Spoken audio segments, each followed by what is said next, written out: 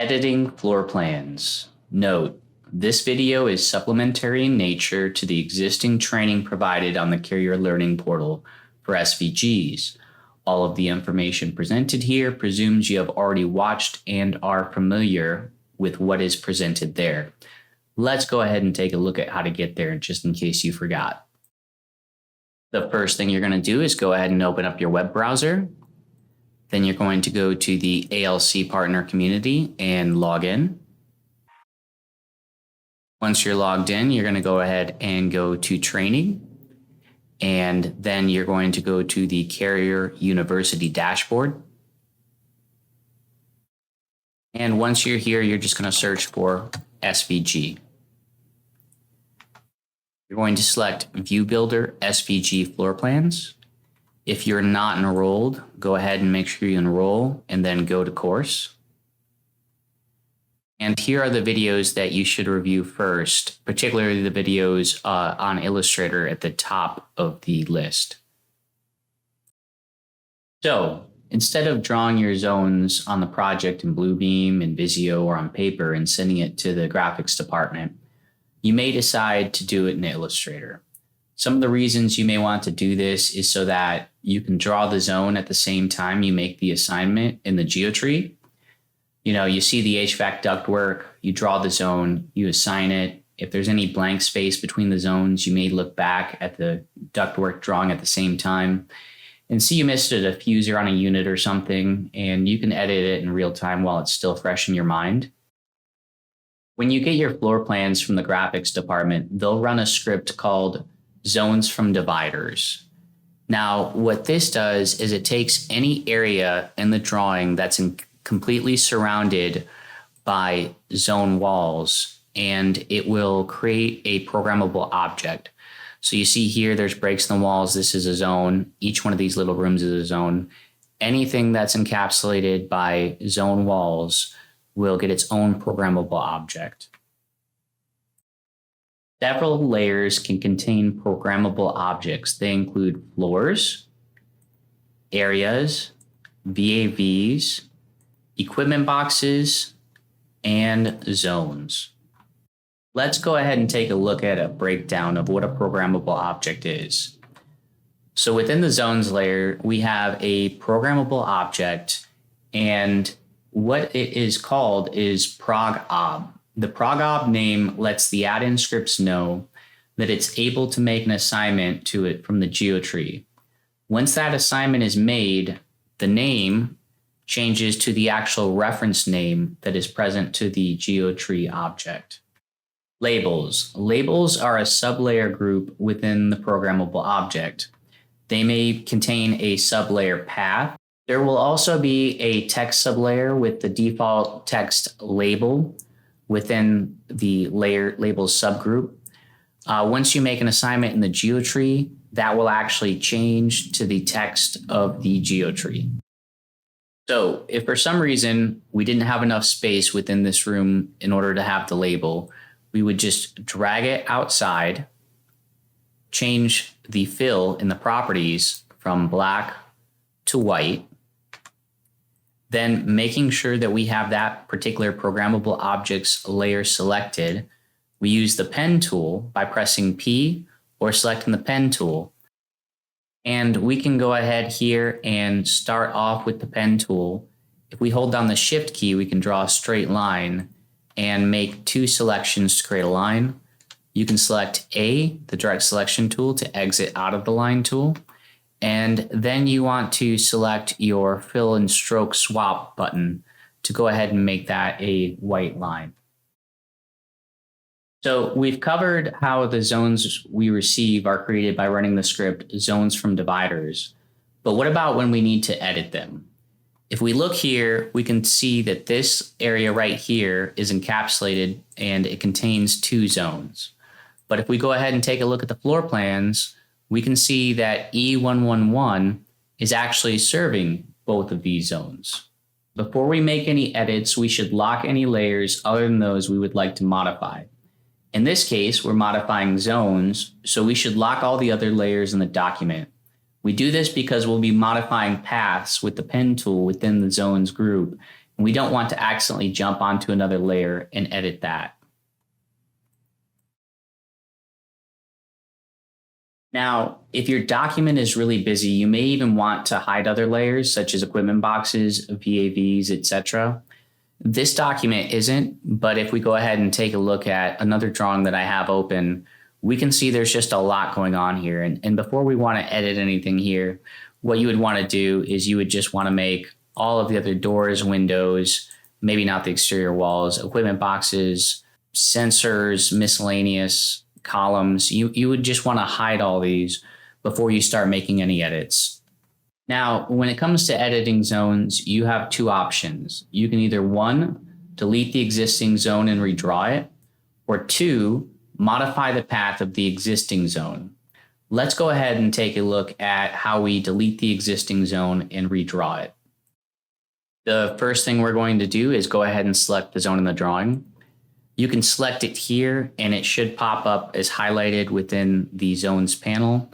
If you can't find it, you can go ahead and locate object and that will find what you've actually selected. In this case, when you select something, it's either going to select the fill, or if you locate the object, it's going to select the path. We actually want to delete the parent programmable object for that. So you'll go ahead and select the ProgOb and you'll hit delete. It's going to ask you if you want to delete it because it contains artwork. That's fine. Go ahead and delete both of those in this instance, since we want to make this one area. Make any edits to the document, we want to work in the outline view. In order to do this, we're going to hit Control+Y, which is the shortcut command for entering and leaving the outline view. This is the easiest view to work in and hit all the anchor points or intersection points when we're editing the drawing. Once you've entered the outline view, if you feel that the drawing's still too busy, you can go ahead and hide some more layers until it's nice and clean and easy to look at. So, drawing a new zone. To draw a new zone, we're going to want to select the pen tool, or we can press P on our keyboard, which is the shortcut. And the first point we select, we are going to want it to be somewhere in the white space of the drawing. This is because if we select an existing anchor point first, and it just so happens to be the first anchor point that was used to create that shape on the drawing prior, the pen tool will start modifying that existing path instead of creating a new one. Once we've selected our first point, we can start selecting the anchor points that are already existing.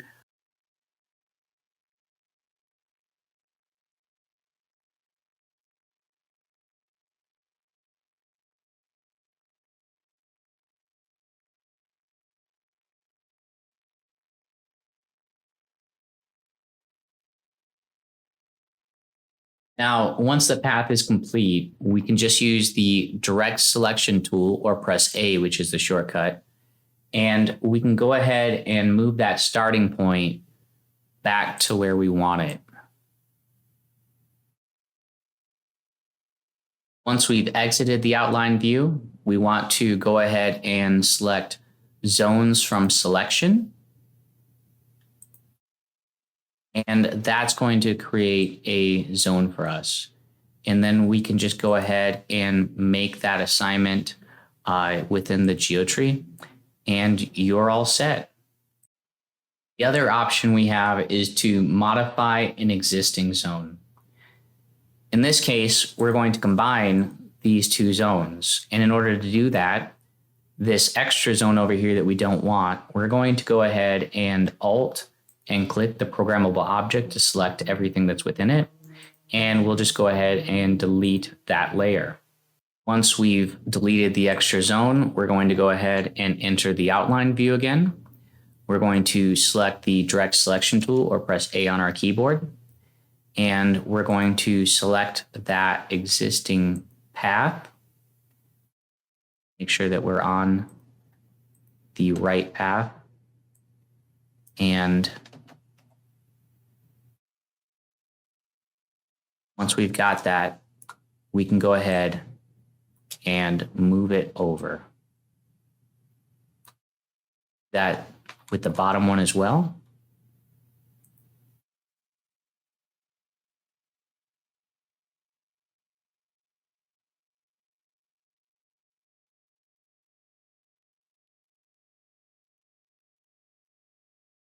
Just a quick note here. If you have a more complicated shape than something like this square, let's say you had another buttress out here on this side that you didn't have existing points for. If you select the pen tool or press P, if you move over an existing point, you'll see that it shows anchor and a minus sign. If you click that point, it will delete it. But then if you move over the path anywhere else and you see a plus sign, you can add additional points in. So if we then just go back to the direct selection tool, we could say that this was going to end here. Drag the buttress down.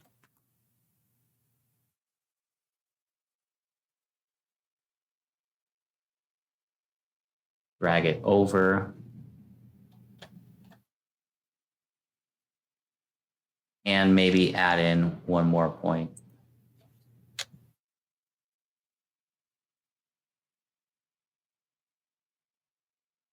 Then we can exit the outline view. And you can go ahead and make your assignment. Sometimes you'll have an issue where a zone needs to be in two separate areas that aren't physically connected. And maybe there's another zone in between them. And so you have two options here as well.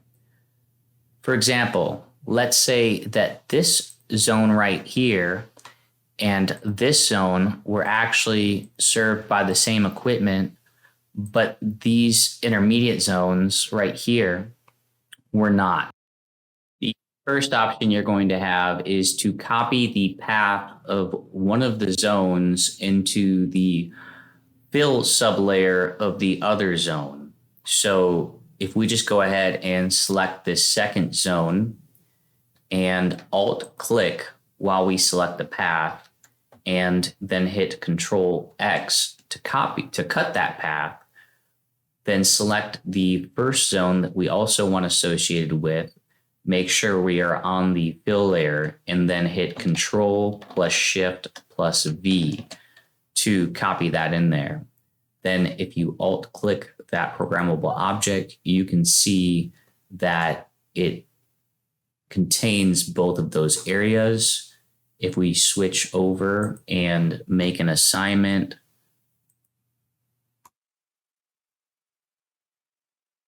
you can see that we now have a zone assigned to both of these geographically split areas. The other option we have is to cover with an intermediate zone. So I've already gone ahead and drawn this zone in so that it encapsulates both this room and this room. Then the only thing we're going to do is we're going to select it and we're going to hide the fill layer temporarily. And we're going to select the programmable object of the intermediate zone that should be on top of that. And we're just going to drag that up to the top. We're going to select this intermediate area as well. And we're going to drag that up to the top as well.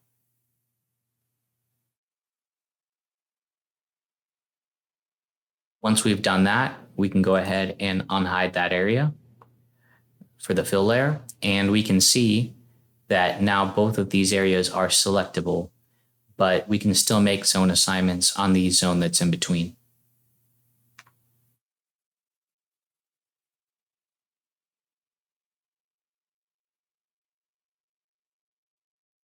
Let's cover some tips and tricks. Let's say you get this floor plan back and most of these rooms that are already existing that created the zones don't actually match up with what you're going to need. The first thing you're going to want to do is set up your workspace. I have a 3-screen setup, so the way I like to have this is one screen. We'll have the Adobe Illustrator file for the SVG open for me to look at. My laptop screen, I keep on the design extensions that I'll be using, as well as an open version of the Geotree, because I'll be making my assignments as I draw the zones. And on my right screen, this is going to look a little small because I'm actually splitting the recording screen up with the with the actual application. Normally I'd have this full screen, but I keep a copy of the mechanical plans for me to reference.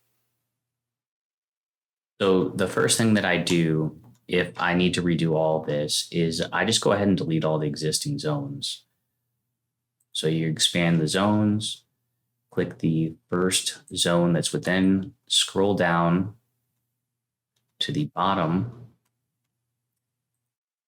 downshift and click. Then that selects all of them, and you can just delete selection. It's going to tell you that it contains artwork. Should it be deleted, that's okay. And then the next thing I'm going to do is I'm going to lock every other layer other than the zones. So I'm going to hold down Alt, and I'm going to click the area where the lock button is on zones. That's going to lock everything else. And I'll just go ahead and make anything else invisible that I might have in my way, such as stairs. I don't really care about the black walls. If there's any overlay summary equipment, you don't really need to, you can hide all this, areas, floors, everything. Once you have that done, you're going to go ahead and hit Control Y to enter the overview mode. Now, the cool part about this is since everything that exists on here is locked, we don't have to worry about starting our paths over in the white space like we did before. We won't edit any paths because everything's already been locked. So the first thing we're going to want to do is give a background, the gray color to this floor right here. So we can go ahead and select the pen tool, or we can just press P. And we can just start right here in this corner. It's going to say anchor. So just go ahead and click that. This is a straight line. So if you come over here, you can either hit anchor here, or if you hold down if it's a straight line, you can hold down the shift key and it'll force you to make a straight line. Sometimes you won't be able to find the anchor points. So you can just hold down the shift key and you can just kind of move your mouse over and you'll see where it says path. And once it says path, that means you're on that path. So you can just go ahead and trace all the way around. Get over here to where you're starting to make a 45-degree, just, kind of move back a little bit.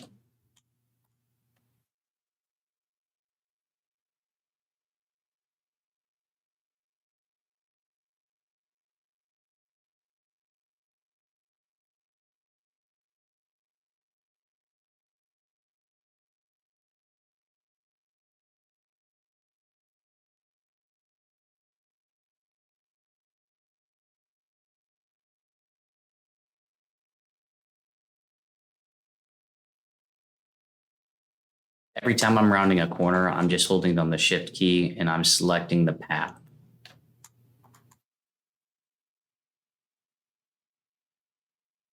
Now, once you've completed an entire selection, you're going to see that, you're no longer drawing a line. It's completed a path on the screen. And so the pen tool, you can move it around. There's no other extraneous strings attached to it as like it was when you're drawing the path. Go ahead and switch over to your laptop screen. And then we're just going to go ahead and hit zones from selection. And we can switch back over to our other screen. And you're going to see that we have the programmable object here with labels. We don't really want that labels. We can just select that down here and delete that entire portion of the programmable object since this is just a background. The next thing we're going to do is we're going to lock this. Since this is a background, we're not going to be making assignments to it. You can go ahead and hit Control Y, and you're going to see that it's still invisible after you exit the outline view. And you'll look and you'll see that the eyeball down here is kind of empty. So just go ahead and hit Control. And while you're holding down Control, click. And that will bring that back. So now you got your background. We can re-enter the outline view. And since everything else is locked, we don't have to worry about editing any paths. We can just go ahead and draw our paths. I'm just going to draw some quick ones just to show you how this process would go. So I would go ahead, with the zones layer selected, everything else is locked. You can't draw anything else. And we'll start right here. And since this line isn't exactly, this is the anchor right here. It's the end of this little column right here. And we don't want to include that in our zone. So we're going to scroll down to where it says intersect. Then we can just start hitting the anchors, the intersect points, and we can draw our zone. Again, if you want to hold down the shift key and then just get to a path, that's fine too.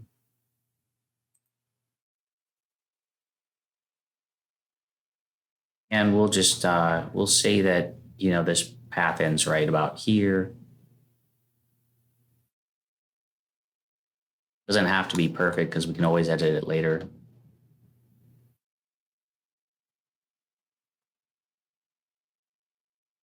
And then we can go ahead and go back to our screen on the laptop and hit zones from selection. And we can go ahead and make our assignment. Once we switch back over to our other screen, we can see that we've already made a zone assignment here, and we have the pen tool still selected. Now our active layer is going to be that path still. So what we can't do is select one of the points on that path to start drawing our next path, because all that's going to do is it's going to change it. Which, by the way, if we were a little off here, we can just hit A or use the direct selection tool and just double click that, click it twice. And let's say we wanted that to end right there. Here you'll see that that little line lights up and it says intersect, which means we're parallel with that line now.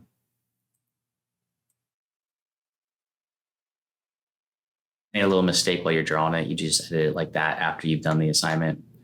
So to draw our next zone, let's say it's this room right here. We will just keep the pen tool active, but we'll start somewhere other than that zone. Now, once we've made at least one selection, we can go back and we can hit those points again, and it won't jump to that path.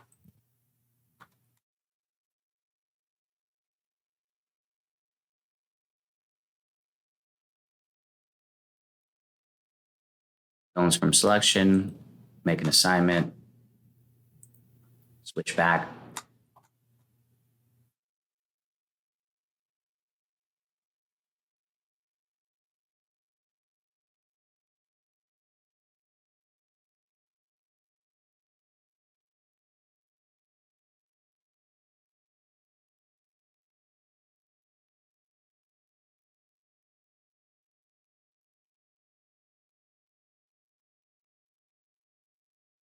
So what I'm trying to show you here is that you can start drawing your next zone. And let's say there was no easy way to start over on the right-hand side in this instance. If we really wanted to start on our previous zone, all we would have to do is just, for the time being, lock that layer. And then we can go back to the zones and use one of those anchor points as our starting point for our next zone.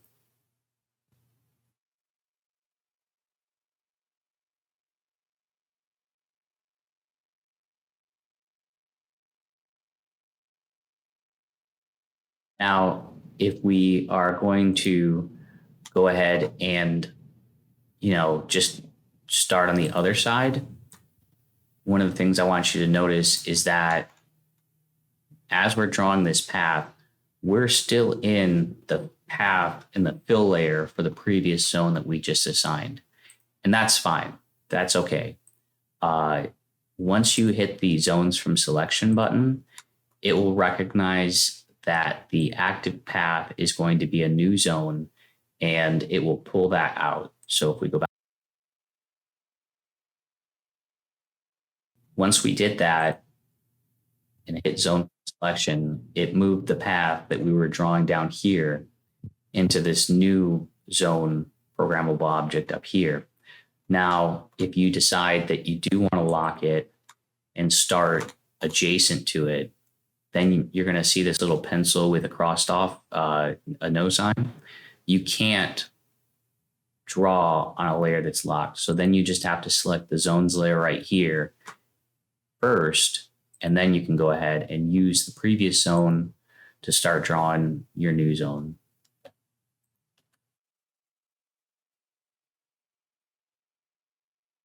I'm doing this kind of quick. These aren't the actual zones for the project. You would actually just, go ahead and be looking at the mechanical plans at the same time that you're doing this and making your assignments as you go. This is really just the quickest way to go ahead and get this done. Then once you have all this done, you just go ahead and switch to the direct selection tool, hit Control Y, and you're going to notice that none of your zones are visible. They're all going to have this empty eye. You can just go ahead and just go through these, make them visible by holding the Control key and clicking them. And that is the quickest way if you need to redraw all of your zones and not just edit one or two. That way you can start on the anchor points and not have to start every zone off in the white space.